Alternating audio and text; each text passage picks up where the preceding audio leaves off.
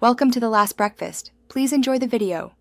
In this video, I will explain how to play against Freddy in Dead by Daylight.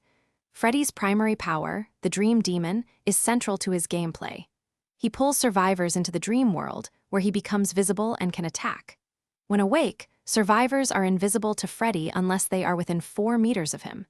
You can wake up by failing a skill check, using an alarm clock, or being unhooked by a teammate. To effectively counter Freddy, prioritize waking up as soon as possible. Alarm clocks are crucial. Using one grants you 30 seconds of immunity from the dream world. While failing a generator skill check will wake you, remember it also causes the generator to regress.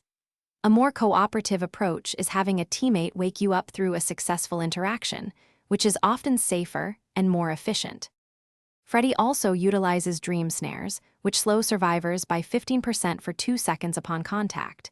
It is vital to avoid these, especially during a chase, to maintain your distance. Furthermore, Freddy can deploy fake pallets that look real in the dream world. Learn to distinguish these from genuine pallets by their subtle visual differences.